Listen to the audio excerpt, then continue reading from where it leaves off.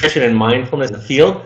So I'm going to be talking about the importance that we place on that as we go along and expand the idea so it really reaches back home to you all. But I wanted to start off with a check-in. A check-in is something that we do in the field. It's something that we ask the students to do. And a check-in is just being present. There's no right thing to say in the check-in. In fact, it's funny because when we ask students to check in, clients to check in, sometimes they try to say the right thing.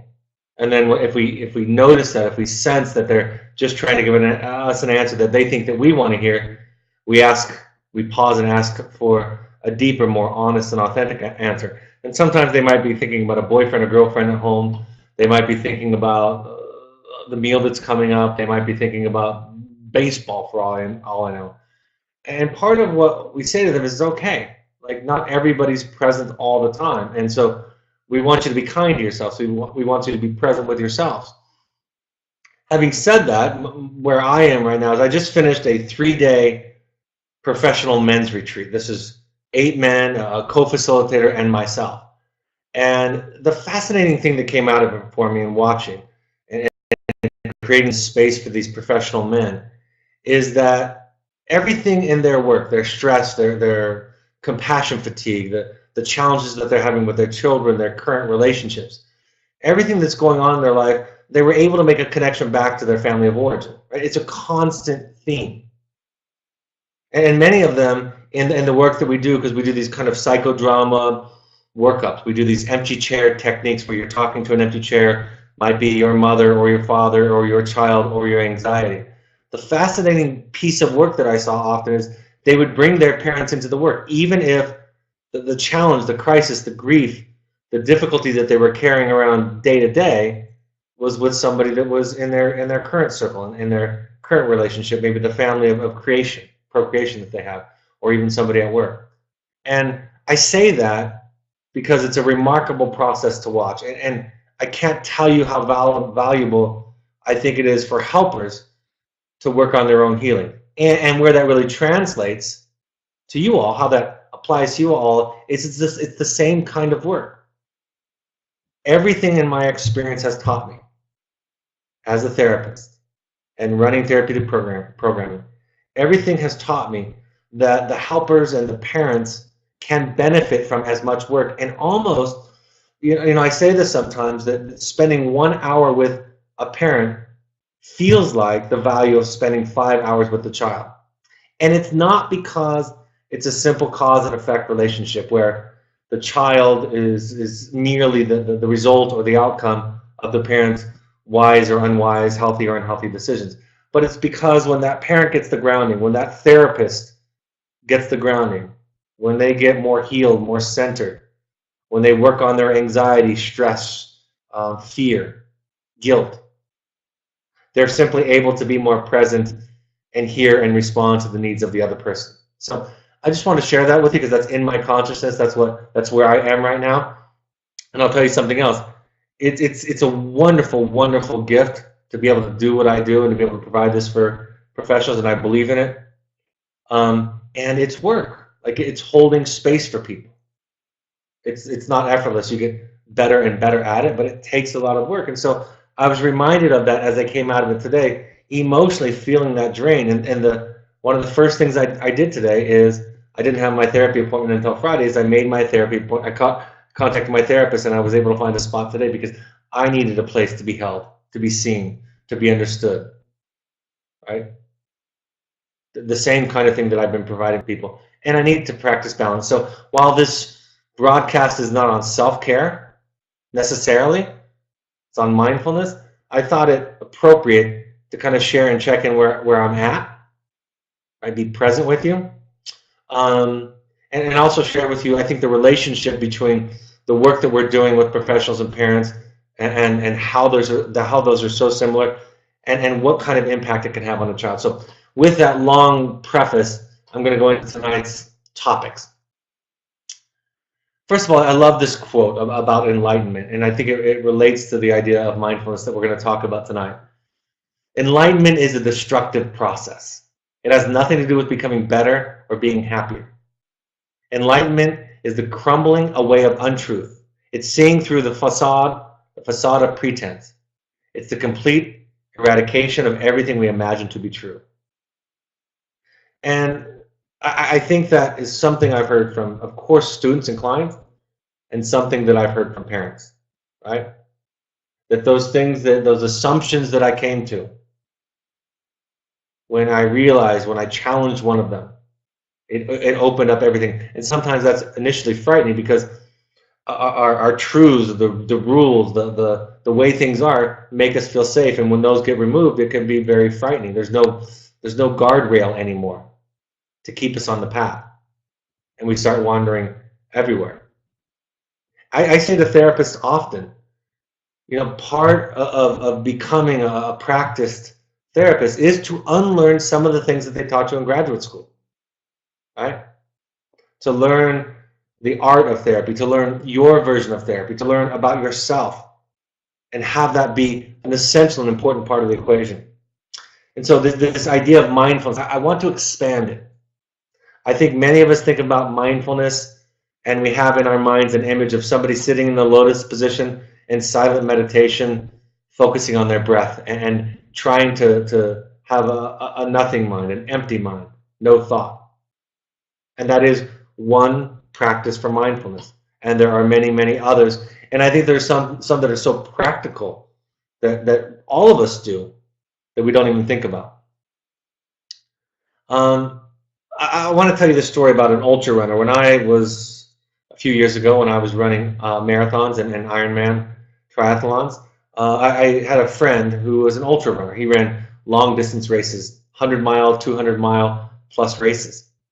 And I was just picking his brain, finding out from him about what I could learn, what nuggets did he have in training. And he said to me something interesting. He said, if you have a pain somewhere in your body when you're running, exercising, don't try to avoid it, but try to concentrate on it. Focus on it. If it's an injury, you're going to need to stop. If it's not an injury, focusing on it helps it to go away. You kind of work through it. And I think in Western culture and in our society, so often we try to avoid pain, get away from pain. Really, that's what your children are doing with all of their symptoms in many ways, just try to avoid uncomfortable feelings. And we're teaching them through the process of therapy to lean into it. So in essence, therapy itself is a mindful activity. What are you thinking? What are you feeling? What's going on for you? Right? What are your beliefs? What's your reaction about? Why are you yelling? Why are you fighting? Why are you using drugs? What's that for? What's that doing for you? So we're asking people to lean into the pain, right? To go do it. And the fascinating thing, this is a true story that I would not have expected. I had a nagging injury that would come up, a nagging pain, I should say, that would come up in my running preparation. And when I was running the Phoenix, Arizona rock and roll marathon one year, I said to my running partner, Dave, I said, Dave, I don't know if I'm going to be able to finish, so I'm just going to run my pace, and if I have to finish, I'll walk back to the finish line. I'll walk to the finish line and meet you there. Get a ride. There's trucks that go by and can pick you up. And he said, fine, and about mile 3 or 4, he took off because he was a faster paced runner, and I kept running. And about mile 8, I started to feel something. That pain came up for me. And I remember this feedback, and I focused on it. I concentrated on it. I didn't favor it. Favor it is often what creates an injury. I didn't favor it. I focused on it and thought about it, and I could not believe it. After 5 minutes or so, as far as my memory serves me, after about 5 minutes or so, it just went away. And I finished that particular race my fastest ever. So there's something about working through it, about walking straight through our grief in this process. Learning to feel is a simple way that I describe therapy, and it relates to this physical idea. Learning to appreciate the non-toothache. Thich Nhat Hanh, a very prolific Buddhist teacher, says the first thing that a toothache reminds us of is the non-toothache. The minute we have a toothache, we become aware that we've been taking the non-toothache for granted. And so mindfulness is a pause to think and feel about what's going on with us. Physically, emotionally, mentally, what's going on with us? What is happening with us? And just being with it. And in order to do that effectively, we have to practice non-judgment. right? We have to see it as it is. In early practices of mindful training, oftentimes they'll tell you just observe your thoughts. If your thoughts are racing, they call it the monkey mind, going all over the place, just look at that, listen to that, pay attention to that, and gently, if you're able to, bring yourself back to the practice, whether it be a guided meditation or back to your breath. And notice how able you are to do that without judgment in the process. And again, that practice of being gentle with yourself is at the root and the foundation of our idea of therapy at Evoke. Our idea that we don't want to beat up people that are hurting. We don't want to punish people that are hurting, attack people that are hurting. We want to understand people that are hurting, be gentle with them, kind enough to them, even if their behavior is frightening, unkind, if it requires patience, if it's a lot for us to hold. We try to develop enough capacity to hold it, to see it, and then to listen to what it has to teach us. And what we all learn is that all the defenses, all the behaviors, all the symptoms, if we treat them this way, we can find their source, the original wound or fear or sense of being threatened in this world. And then we hold on to that, we honor that, we respect it, and then they bring to bear their own ability to work through it and to heal themselves. Attacking the defenses is the opposite, right? Going at it. Young therapists, including myself, often would just point right at the defense. You're being defensive. You're justifying. You're rationalizing, right? Maybe even too quickly going to the wound. You know, this is because of your relationship with your father or your mother. Instead of this gentler process that really does have legs, that really does make a difference that is able to be sustained. It's a process.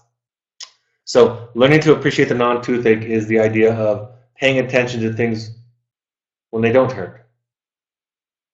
And having a toothache reminds us of that. Not being angry at your anger. Sit with your anger. Follow it. What is it trying to tell you? I love the work of Harriet Lerner because she offers the idea that anger is effective when we allow it to tell us something about ourselves, something we need to do differently in our lives. Set a different boundary, make a different choice, stand in a different place. So listen to your anger. And if your anger is bigger than the situation, think about this with your child. If your anger from your child seems bigger than the situation, don't tell them it's bigger than the situation. Be curious about why is it bigger than the situation. In Al-Anon, they say, if it's hysterical, it's historical. Right? Some wound from their past is being repeated, recreated, touched on. Something unresolved. Telling our children they're too sensitive, they're being too dramatic, they're exaggerating their response doesn't help. It's not this way of non-judgment, but rather saying, I'm very curious. Even in your own words, I will say to them sometimes, you're saying that you're reacting bigger than the situation should suggest. If that's true, then why? Let's sit and think if we can discover it together. See if we can discover it together. Learning the nature of the other's suchness is this idea in Buddhism about learning to see the other. What is their dilemma with life? It's hard as a parent. It's hard as a professional sometimes. But it's particularly hard as a parent to sit in the place where we see somebody else's suchness. But, and I'll get to this by the end, the best way to do that is to find one's own suchness. And you can do that through mindfulness. The more that you look at yourself, look into yourself, observe yourself, see yourself, be present with yourself, be yourself, the more capable you are of seeing the other's suchness. Taking care of yourself is taking care of the world. Right? The world, and I was just talking to Alex, my moderator, before you all jumped on. That's my lesson from today. I had a wonderful men's intensive retreat that I hosted and facilitated. I loved it. It was beautiful. The men were beautiful. And it was work for me, a lot of work. It was work for them, I'm sure, a different kind of work. But what I ought to have done, what I'm learning from today is I shouldn't have scheduled this webinar for tonight. Right? I should have given myself a night off. I should have scheduled very few or no appointments at all today and had the day off. Should have stared at the wall. Because I want to give that gift of therapy to people. I want to be able to do that for my children, hold that space for them and for my wife. And if I don't do that, I can't give my gifts. My bandwidth is going to be taxed, and I'm going to be unable, and oftentimes then become abusive to myself. Too much eating, too much drinking, too much escapism, self-medicating in whatever way that I do that. Right? So taking care of yourself is taking care of the world. And I saw a piece of work this week that I thought was powerful, and I won't get into any of the details, but what came out of it for me when I was listening to one of these men do a piece of work was this idea that I'm reminded of very often, which is setting a boundary does have its benefits for your children, right? Setting a boundary with your child absolutely has benefits, but setting a boundary essentially is good self-care. Setting a boundary is for you. But because we're so shame-based, because we cannot conceive of the value and the okayness with taking care of ourselves, we try to make it about the other person. I did this for your own good. See the benefit, right? Therapists will even say to you, therapists in the treatment field will say to you, what your child needs is boundaries. You don't have good boundaries. You're enabling and you're rescuing. What I say is, that may be true that the boundaries might be struggling, but that's not the problem. The problem is the shame. The problem is the lack of self-care. The lack of boundaries is just evidence of that. Right? It's evidence for me, in me, of a lack of self, of a lack of being, of a lack of me showing up in a relationship. So taking care of yourself is synonymous with taking care of the world. And we will have to do battle. All of us will have to do battle with shame and guilt. We're going to feel guilty. We're going to feel ashamed when we practice healthy self-care. Giving birth to the therapist and the child. I think one thing that's easier for me in doing these professional retreats, and I want to take this from this experience this week. I was thinking to myself, in some ways, the process with these men was easier than it has been in a long time for me. It was work, but on another level, it was easy. I wasn't anxious or stressed or believing that I had to pull a rabbit out of a hat or look into my crystal ball. I just listened and listened to what they had to say, and then showed it back to them. And I was thinking to myself, what was it? And there were a few variables, but one of the variables was they were all therapists. And so I had this kind of automatic confidence that they could be their own resource, that I didn't need to give them the truth, that they could find it. And I think that's true with all of us to some degree. Right? That's where the name Evoke comes from, to pull out of the person their own wisdom and strength. And it's a process, and a guide can help you pull it out. But finding that wisdom, finding that story, learning to see them, learning to listen, learning to create a process that evokes their wisdom, their strength, their message. And it takes a listening ear, a presence to do that. I love this idea. I've told this story before about a master composer. It may have been Beethoven. I'm not sure.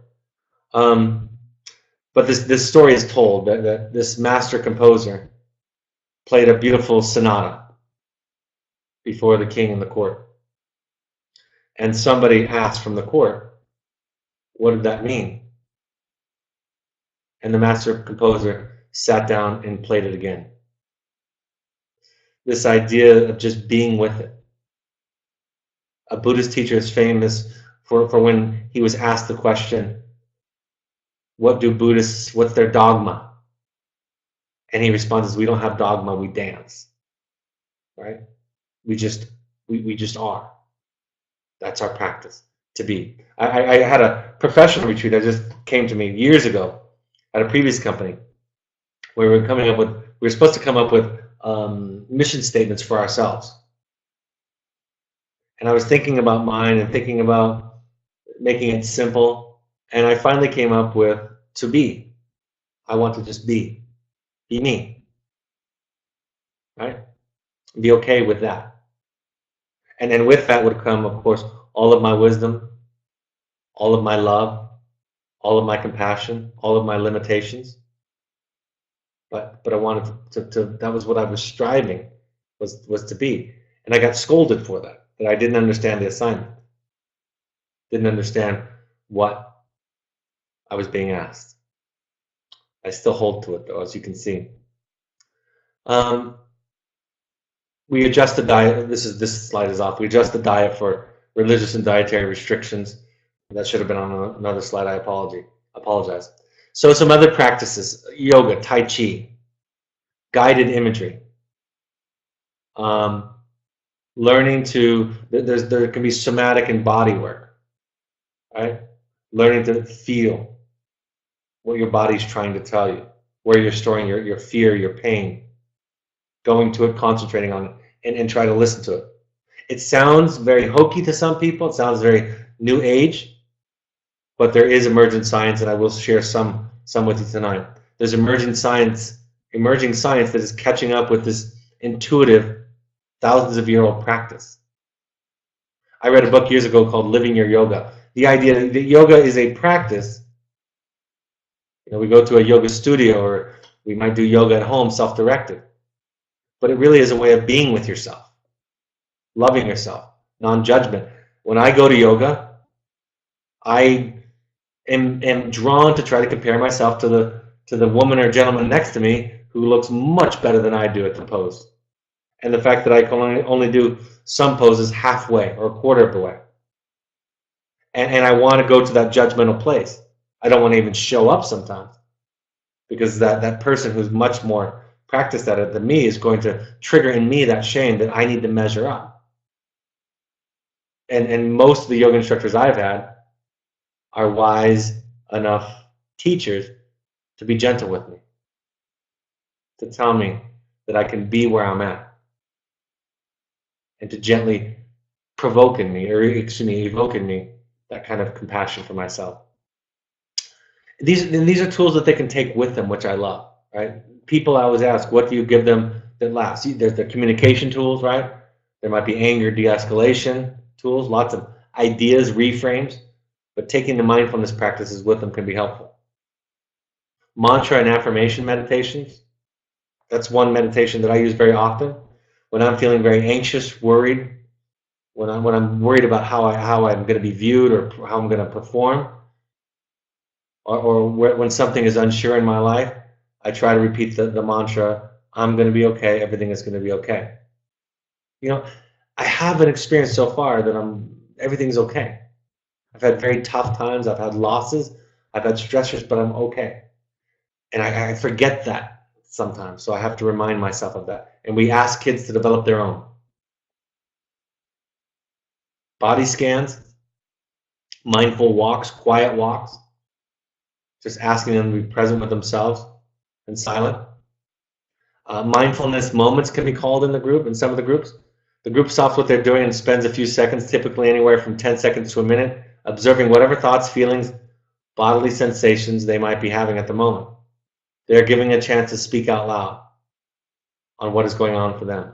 A check-in, like I said earlier, if they are moved to do so. I think that the I feel statement is itself just a mindful activity. Yes, the I feel statement can be used to communicate with another person. I believe that. But I think a more primary purpose is for my awareness. If I'm using the I feel statement for my awareness, this is what I'm feeling. This is what the triggering event was. This is the belief that led to the feeling. This is what I can control in this moment. This is what I cannot control in this moment. And if I'm with somebody else, they can be present with me too. And so when students resist it because it's not going to open up the gates for them, because they give you an I feel statement or you give them an I feel statement, behavior won't change. That's not its intention anyway. My point is it's just a mindfulness. And that's why I've said, as of late, sometimes I get close to telling parents, don't tell your children how you feel. Because you're in essence just laying it at their feet, making them responsible for it, right? You're responsible for my anxiety. Stop cutting on yourself. Stop restricting your food. Stop doing drugs. Because it upsets me. I'm anxious. I'm scared. I'm worried about you. All those things we imagine come from a place of love. But in this way of thinking, they come from a lack of capacity, right? We're being stretched. So we could practice mindfulness. We could go to a therapist. We could go somewhere to get ourselves taken care of. So that when we show up for our children, we show up for our children. Not showing up for them, asking them to take care of us. That's the work. I've shared this in another webinar previously, but a very common cultural foundational meditation at Evoke is the loving kindness meditation. You can Google it, check it out for yourself. So the loving kindness meditation, I'll go over several of the steps. You visualize a sacred space. You ask them to be present in that space. Ask them to take in all the sights, sounds, feelings of that place. You visualize a ball of light radiating from out of you and place it outside of your chest. Then you bring people into the space. You can bring people in that you have conflict with, people that you feel neutral feelings for, people that you feel love and affection for. You can bring in the idea and image of your inner child. And then you imagine their pain and suffering. And you imagine it being manifested as a dark smoke around this person, maybe coming out of their body, maybe coming out of their breath, maybe swirling around them. And you breathe it in. You breathe in this black smoke. And then you allow that ball of light, you breathe into that ball of light and allow that ball of light to metabolize it, right? To burn through it. And you can do that with several people. And the science is in. This reduces stress. This improves kindness in children and adults. It improves empathy, compassion. When people practice this meditation, they're more likely to participate and endorse pro-social behaviors, right? And if you practice it toward yourself, it can be a focused practice of self-care, of self-love, of self-acceptance, which I know some people are afraid. Self-acceptance, when one is doing something that's maladaptive, doesn't seem like it's a very good idea. But it is, because you're going deeper than the behavior. You're going back to the original wound, back to the original fear, back to the original insecurity. So loving kindness meditation is a meditation that we practice program-wide. One therapist shared with me this idea of expansion, which comes from the acceptance and commitment therapy model. Step one, you observe. Scan your body from head to toe, noticing any uncomfortable sensations. Just notice them with curiosity. Begin to notice where it is in your body. Notice where it stops and starts. Is it different in the middle or at the edges? Is it heavy or light? What shape does it have? Really examine it. Step two, breathe. Breathe into it. Slow, deep breaths. Slower the better. With full exhales. Imagine your breath flowing in and around the sensation. Create space. Open up and create space around the feeling, giving it plenty of room to move, shrink, grow, etc. And step four, allow the feeling to be there. Notice the mind's commentary on the feeling. Thank the mind for sharing. Come back to observing. The key here is that we're allowing it, trying not to change or fight it. The idea here is not changing the feeling itself, but to make peace with it and change our relationship with it. I can't help when I read and share those steps with you to just be aware of the fact that doing this to ourselves, developing this practice towards ourselves, is much easier if our parents develop this practice towards us, right? The reason that we have critical, confusing thoughts, insecure thoughts, that we don't know ourselves, that we do battle with the shoulds and the ought tos, is because we were not regarded in this way, this non-judgmental way, and we passed on that wound to our children. right? And we could all argue they give us good reason to be concerned. They give us good reason to be worried about their judgment and their self-sabotage and the dangerous behaviors. Absolutely. That's why they, your children, our children, require more work. So that when we show up, we're capable of showing up for them and their needs and not asking them to take care of ours. Mindful eating, kind of making this transition to the nutrition aspect of tonight's broadcast. Mindful eating. Here's one example of a step-by-step process that we use in the program.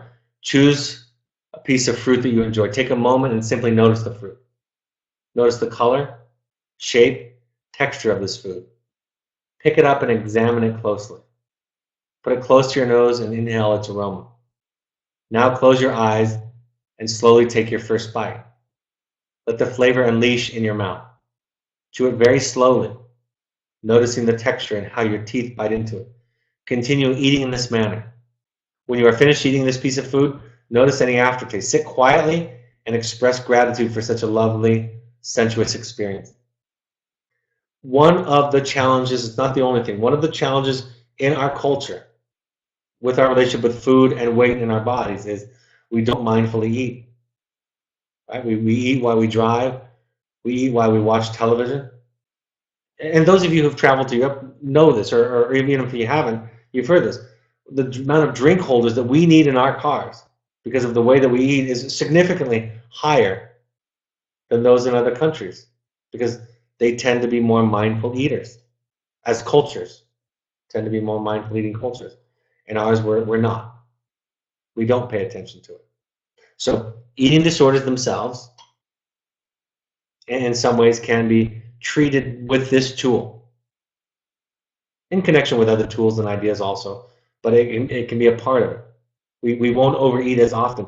We practice it at my men's retreat that I go to. It takes us a lot longer to eat a meal, and we eat a lot less, and we get full and satisfied quicker.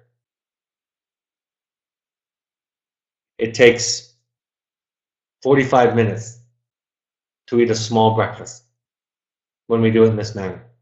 And we do it silently, without talking to anybody else. We ask our clients to do it, to be aware of what's happening for them and to them as they eat, and then take that school with them. You know, I talked with our health and wellness director. I talked with our nutrition specialist in our programs, and I asked a lot of questions, and there was too much information to present to you, too technical information. You're welcome to email your parent coordinator if you want more specific information. And I've gotten in trouble before because I've talked about reducing sugar, and some parents will come in and say, well, there's M&Ms in the trail mix, for example, right? Or sometimes we use hot chocolate as a reward at the end of a long day or in the evening. And for some people, that's not a reduction in sugar. For most of our clients and students, our diet is a a significant reduction of sugar, and we try to do that. We reduce preservatives. It's challenging out there because preservatives preserve the food. But we've made some changes around that. We use local and organic when possible. Of course, we have to be sensitive to price competitive foods and food spoiling, like I said. We definitely, for most clients, because of the diet, we create an increase in their intake of fruits and vegetables. I was talking to one of the gentlemen this week who happens to work in a wilderness therapy program, and he was talking about how he shows his clients the movie Finding Joe, among others, a couple of movies while they're with us. I think about it with the books that we give them. You know, many students read more books while at Evoke than they might have read their entire high school career, right? And he said when he gives them his iPad and a speaker to watch Finding Joe, the movie that he offers to them, he says they're riveted to it, right? When I give students books out there, they read voraciously even if they've not had the practice or the discipline. And I think it's because of how rich it becomes, what we take so much for granted, right? We walk around mindlessly all the time. Told the story, but not in this context, before, where a young man came up to us while I was meeting with my staff going over treatment planning for the week, and he said, He said, I don't want to take a shower. I know it's shower day, but I don't want to take a shower. I'm just going to get dirty. And it's so hard to do out here. You got to prepare. You got to heat up the water. You got to go over to the shower place, make a shower place. It's just so uncomfortable, so challenging. And my staff initially started to explain to him, no, you got to do it. And I just said, hold on just a second. I said, it is hard, isn't it? It's uncomfortable out here. And the student listened and felt heard and then just walked away and did it. Not that that would always work that way. And I turned to the staff and I said, that's wilderness therapy, right? You can't take anything for granted. That's why we don't do an adventure model. That's why we don't do a base camp model, because we see the richness in the primitive living nomadic model. It intensifies the flavor of life, right?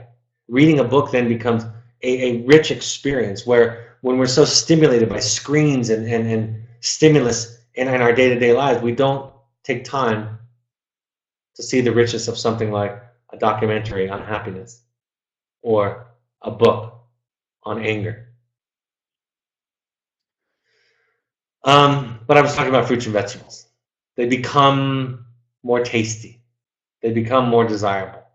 So we absolutely try to make the shift to a healthy diet. We believe that the improvement in the diet has something to do with the kinds of changes that we see at Evoke. We had variety, seasonal fruits and veggies also, and fewer packaged and pre-made foods. Like I said, if you want more information, you can email your parent coordinator and ask them more questions, and they can send you more information. I want to speak about the gut-brain connection, specifically in regard to these books. These are resources that our health and wellness coordinator gave to us. In fact, Elise Mitchell is responsible for a shift in Evoke's philosophy back in 2015-14. So just what the research is telling us about what we eat and how it affects us. And she had a lot of information again, but I pulled out a few. There's 100 million plus neurons in the gut. 70% of our neural tissue is in the gut. The gut regulates muscles, hormones, and immune cell activity. And 90% of serotonin production. That's the neurotransmitter that is associated with depression and anxiety. If you want to learn more about it, you can look through these books, but it makes a difference. I met a researcher in New York years ago who said that they had a study that they created where they changed the diet, changed the amount of sleep somebody got, and changed the amount of screen time that they got. And then they measured their progress in several areas of mental health. And they saw incredible differences. All of those things are inherent in wilderness therapy, right? No screen time at all. You're naturally exhausted at the end of the day because of both physically and emotionally you've done a lot of work. And so you have deep, rich, dream-filled often sleep. And then your diet improves. And I haven't even gotten to the whole process of the challenge of it, the group process, the therapeutic relevance. I think, I've talked to therapists about this, you're a better therapist in the wilderness.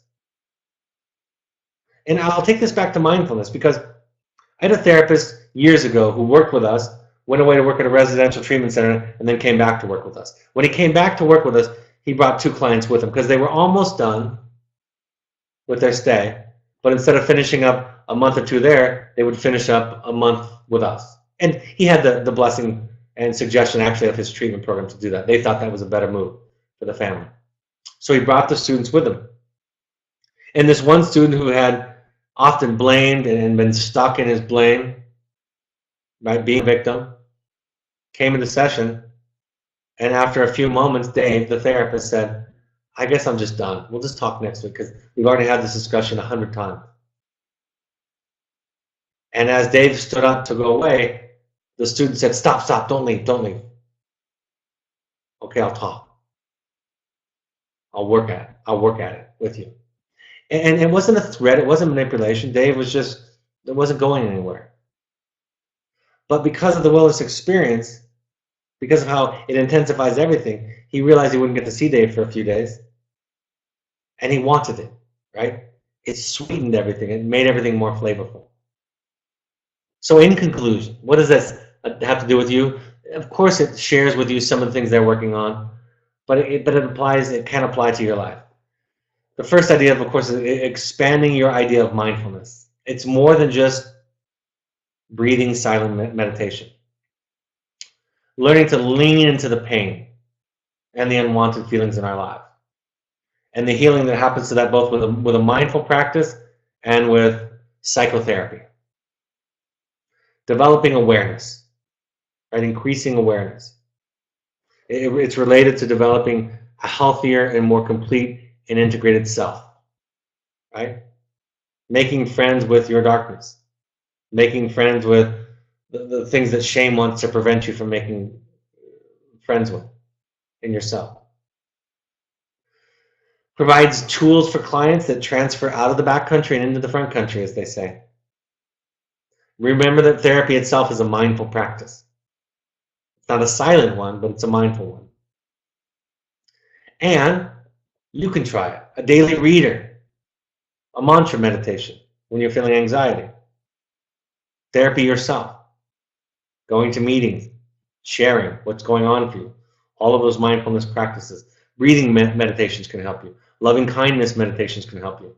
Even the shift toward how you regard yourself, your own mistakes, your own humanness, makes you a better, more effective parent.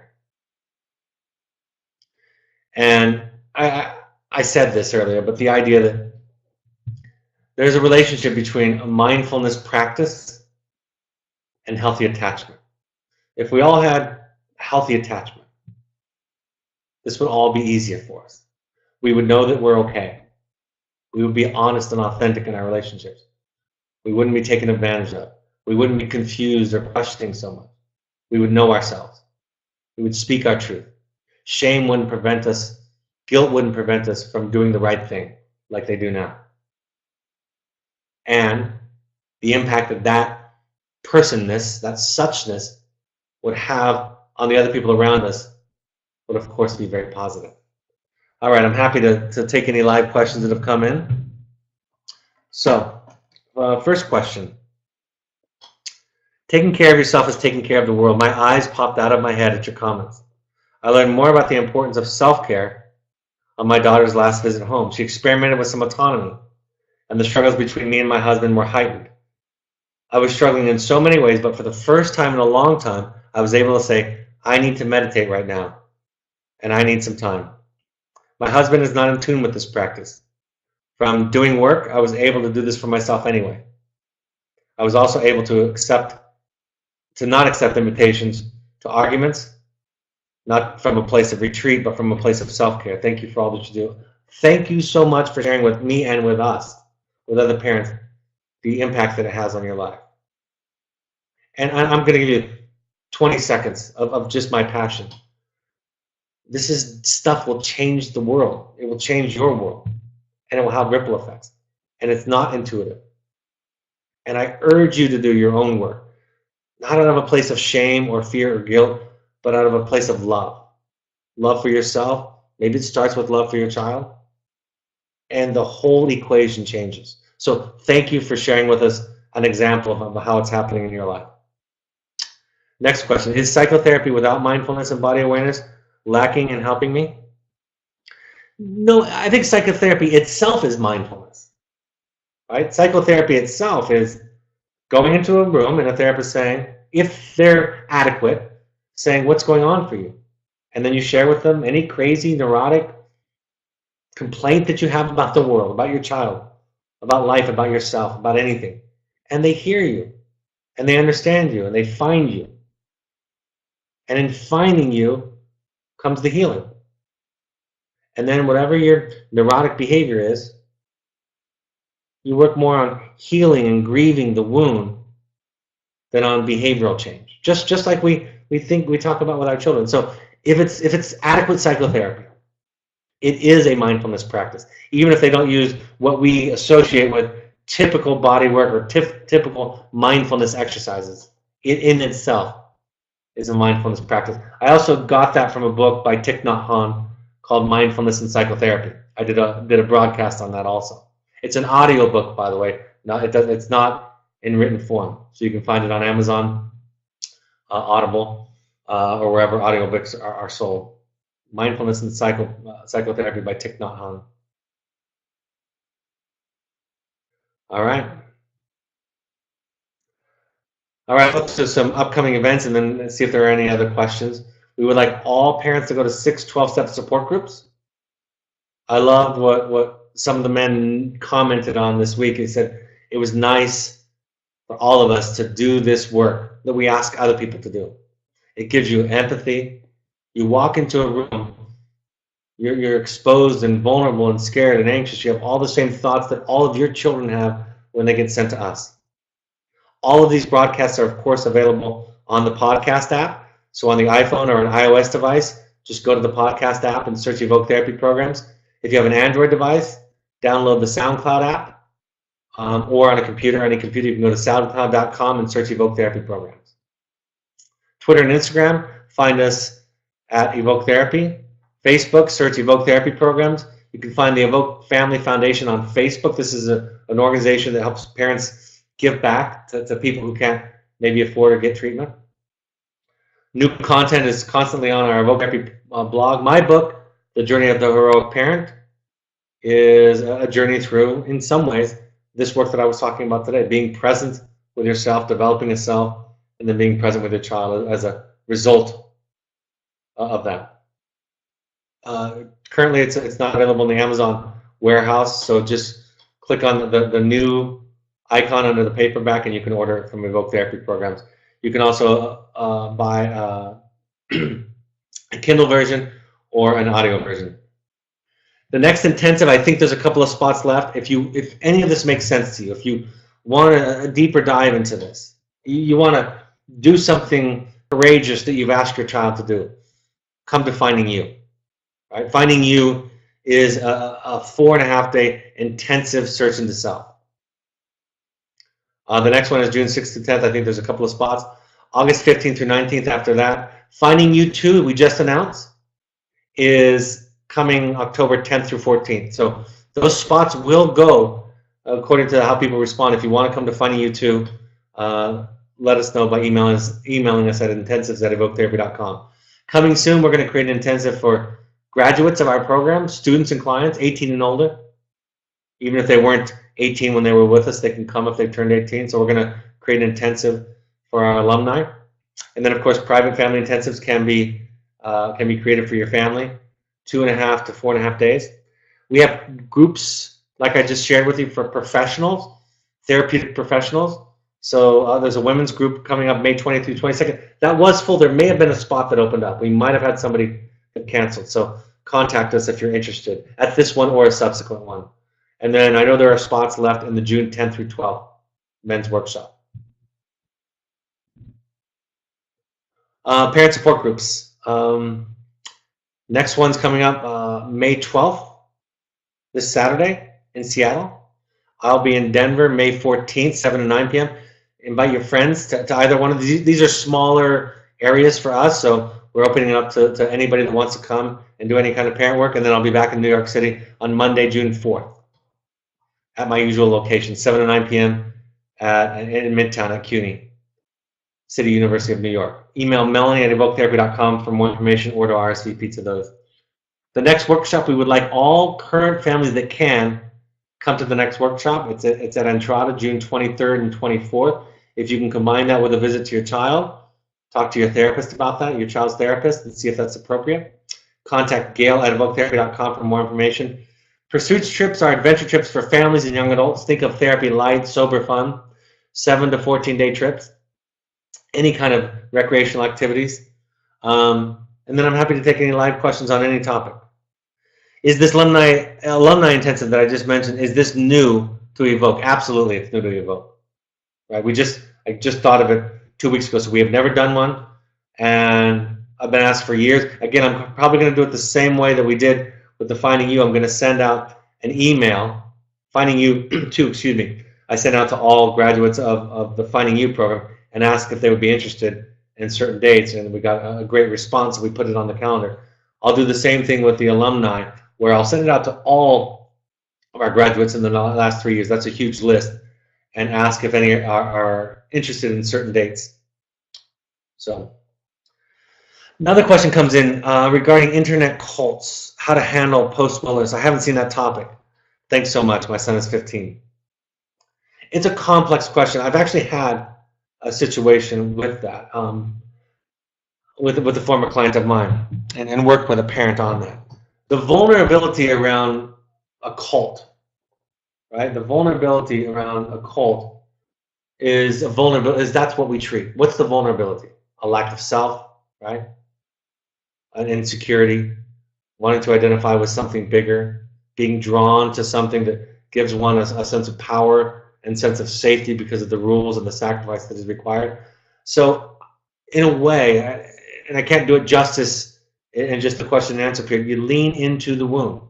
You understand the child. You know that just like this with any other symptom behavior, that there's a reason for it, a good reason for it. And so you focus on the reason. You have empathy for it. You honor the defense. You honor the symptom and what it's serving. And I would say, I think it takes a lot of work, right? There were no 1, 2, 3 steps that I could give to the family to extricate their child from the process. But we rather deal with and treat the vulnerabilities that would make somebody susceptible to that, or to other relationships that are abusive, corrosive, damaging, right? That take too much from the child. Is a pursuits trip something kids do with their families post-wilderness? Are the dates figured out for this summer?